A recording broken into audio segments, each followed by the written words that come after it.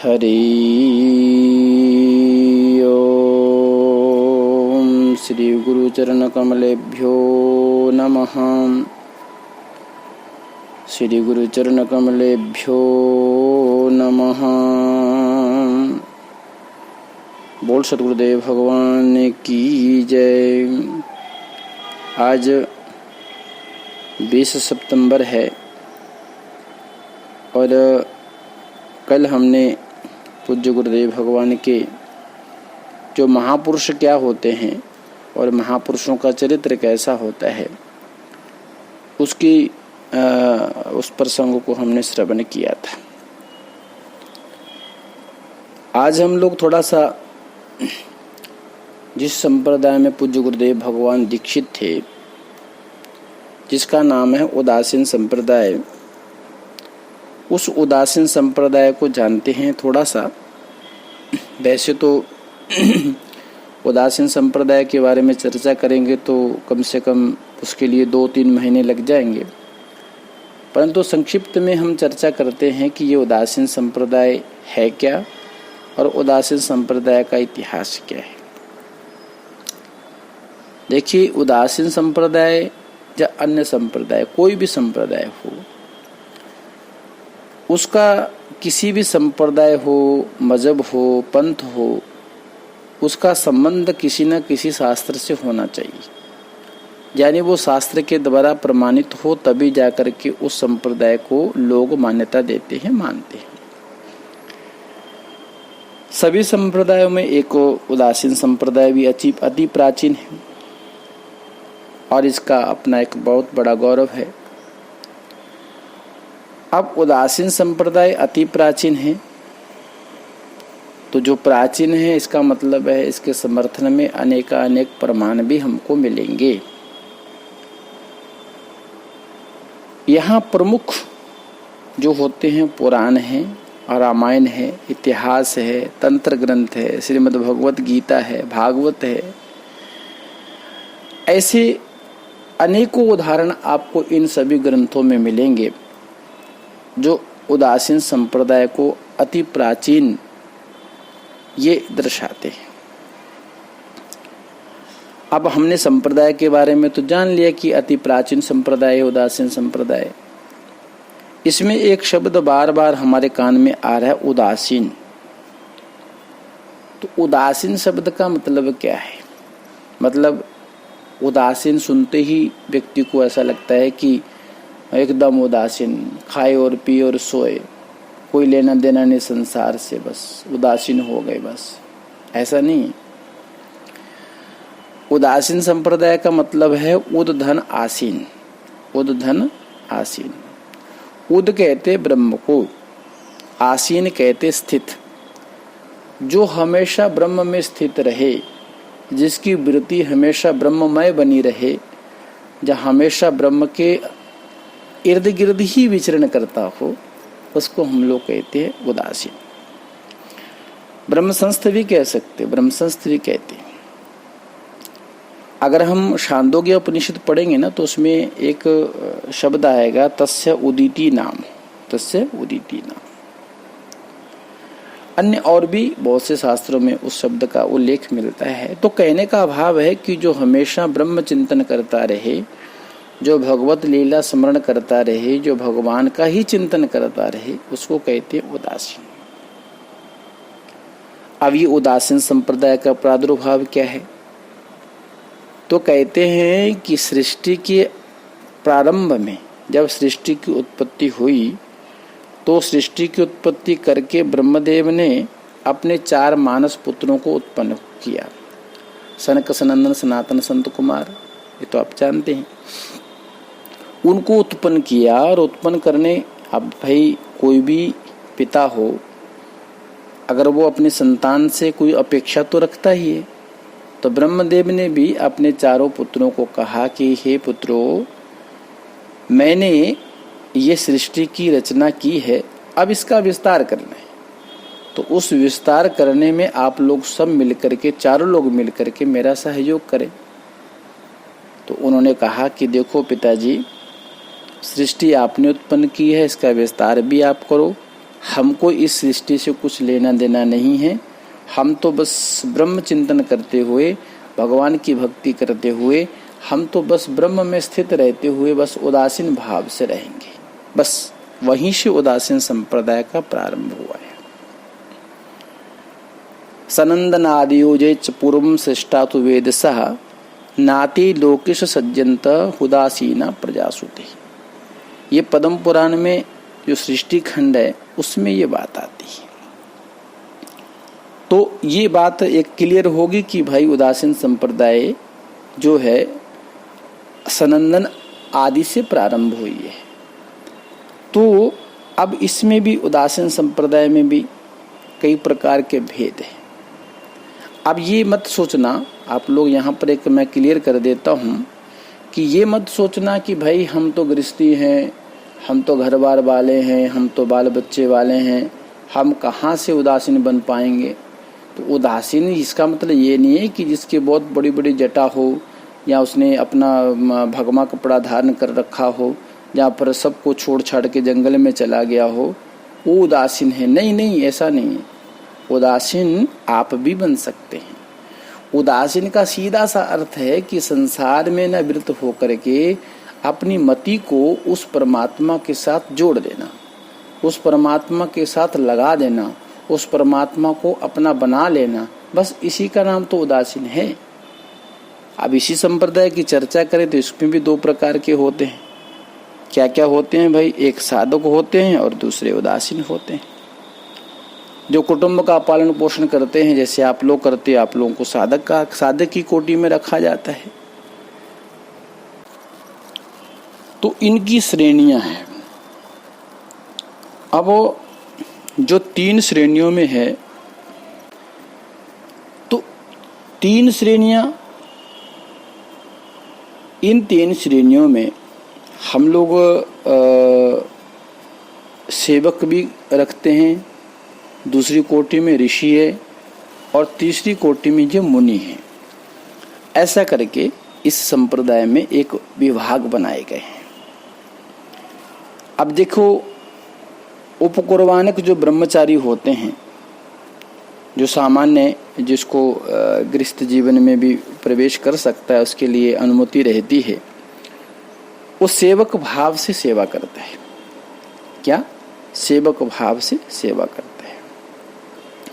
अब इससे थोड़ा सा जो उन्नत होता है, थोड़ा सा जो ऊपर उठ जाता है, वो उन्नत कक्षा का जो भी कोई व्यक्ति होता है, उसको हम लोग गृहस्थ कहते हैं। उसको क्या कहते हैं? गृहस्थ कहते हैं। जैसे आप लोग, अब जो वानप्रस्थ है या फिर नैष्ठिक ब्रह्मचारी है, इन सबको हम लोग ऋषि की कोटि में रखते हैं। किसकी कोटि में रखते हैं? ऋषि की कोटि में रखते हैं। और जो चतुर्थाश्रमी है, जिसने सन्यास धारण कर लिया, जिसने सन्यास ग्रहण कर लिया, वो तो साधु ही है, वो तो मुनि, उसको हम लोग मुनि कहते हैं। अब देखिए, इसमें मैंने जैसे कहा था ना, कुरुम पुराण, पद्म पुराण, गरुड़ पुराण। अब इसमें जैसे कुरुम पुराण में लिखा है, पुत्रे निधाय या सर्वम गत्वा रणस्य तु तत्वित् एकाकी विचरेन्नित्य उदासीना समाहिता। मतलब जो सब कुछ छोड़ करके, पुत्र आदि को छोड़ करके जो व्यक्ति विचरण करता है, जो व्यक्ति विचरण करता है, जो गृहस्थ जीवन से उन्नत हो जाता है, ऋणानि त्रीणि, 3 प्रकार के ऋणों से जो आपकृत्य हो जाता है, उसके लिए उदासीन शब्द का प्रयोग किया गया है। उसका अर्थ भी ऋषि ही होता है, परंतु उसको हम लोग उदासीन की कोटि में रखते हैं। तो आ गया, जैसे कहा कि उद ब्रह्मणि आस्ते, इस व्युत्पत्ति की अगर चर्चा करते तो उदासीन शब्द मुनि का वाचक भी होता है। किसका होता है? मुनि का वाचक भी होता है। तो उद आशिष्यते, उद आशिष्यते, इस व्युत्पत्ति से अगर चर्चा करते तो सेवक बन जाएगा और ऋषि भी बन जाएगा, दोनों का वाचक हो जाएगा। तो कहने का भाव है कि कोई भी गृहस्थ हो, कोई भी ग्रस्त हो, उस ग्रस्त का जो कर्तव्य है वो कर्तव्य है स्वधर्म परायण, अपने धर्म की रक्षा करना, अपने धर्म के अनुसार आचरण करना, अपने धर्म पर चलना। एक स्थान पर निवास करने वाले और अभ्यागत उदासीन की सेवा करना, ये ग्रस्त का धर्म है। आपके दरवाजे पर कोई भी महात्मा आ जाए, कोई भी भिक्षा करने वाला आ जाए, मैं तो ये कहूँगा, एक बात को नोट करके रखिए, कोई भी आपसे अगर भिक्षा करने आए तो उसको पैसा मत दीजिए, उसको पैसा मत दीजिए। अगर उसको वस्त्र की आवश्यकता है तो वस्त्र दे दीजिए, अगर उसको अन्न की आवश्यकता है तो अन्न दे दीजिए, या फिर उसको किसी बर्तन की आवश्यकता है तो बर्तन दे दीजिए। पैसा कभी मत दीजिए, क्योंकि हो सकता है वो आपके पैसे का दुरुपयोग करे। वस्त्र तो क्या करेगा, या तो पहनेगा, ओढ़ेगा, खाना क्या करेगा, पेट में जाएगा, तो वो पुण्य है।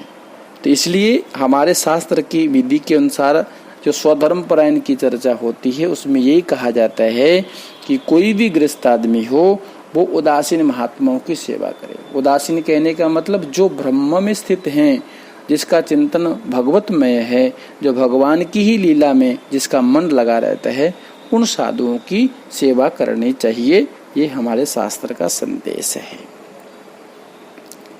अब इसमें थोड़ा सा एक प्रश्न है। क्या है प्रश्न? है कि एक समय की बात है कि नारद जी धर्म संबंधी प्रश्न करते हैं। किससे? धर्म संबंधी प्रश्न करते हैं। क्या कहते हैं? ज्ञानवंतो द्विजायेच येच विद्या परंगतः उदासीना न गच्छन्ति स्वावर्थे च हता नरः। अब देखो, ये कहते हैं, नारद जी कहते हैं धर्म संबंधी प्रश्न करते हुए कि इस जगत में, इस भारत भूमि पर या इस संसार में, इस ब्रह्मांड में पापमय और निंदनीय, जो निंदा करने योग्य हो, ऐसे माने जाने वाले नरक में कौन नहीं जाता। ये यम से प्रश्न किया है नारद जी ने। क्या कहा है कि भाई इस पापमय जगत में और निंदनीय माने जाने वाले नरक में कौन नहीं जाता, यह जानने की मेरी उत्कट लालसा है। ये नारद ने यम से पूछा। तो यम कहते हैं कि देखो, इस पापमय जगत में जो निंदा करने योग्य जो नरक है उसमें कौन कौन नहीं जाते। एक तो ज्ञानी नहीं जाते, ब्राह्मण नहीं जाते, पूर्ण विद्वान मनुष्य नहीं जाता, और स्वामी के लिए प्राण त्यागने वाले सेवक जो होते हैं, उदासीन महात्मा, नरक के भागी नहीं होते। अब देखो, इसमें अपनी कोटि को पहचानो कि हम किस कोटि में। ज्ञानी हैं, जो ब्राह्मण हैं, पूर्ण हैं, विद्वान हैं, मनुष्य हैं। मनुष्य कहने का मतलब ऐसा नहीं कि पशु जैसा व्यवहार करे, जिसमें मनुष्यत्व हो उसको मनुष्य कहा जाता है। और अपने स्वामी के लिए समर्पण भाव हो। अगर आप में ये कोटि आती है, अगर आपके अंदर ये प्रतिभा है, तो आप उदासीन हैं और आप फिर नरक के गामी नहीं हो सकते, नरक में आप नहीं जा सकते। अब गीता का भी थोड़ा सा उल्लेख आता है।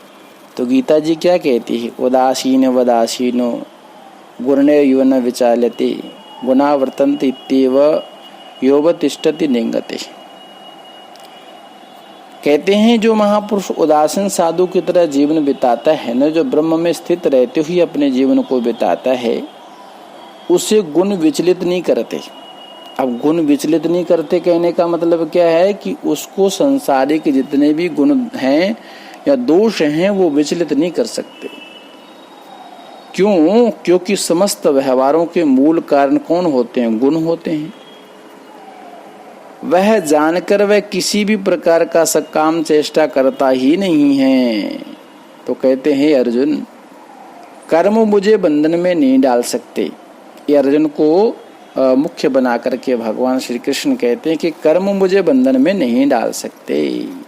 कारण कहते मुझे बंधन में इसलिए नहीं डाल सकते क्योंकि मेरी उसमें आसक्ति नहीं है।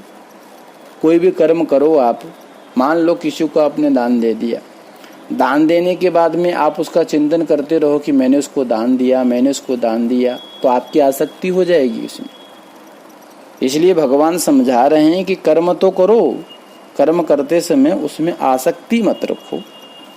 तो कहते हैं अर्जुन, बंधन मुझे इसलिए, बंधन कोई भी कर्म मुझे बंधन में इसलिए नहीं डाल सकता क्योंकि मेरी उसमें आसक्ति नहीं है।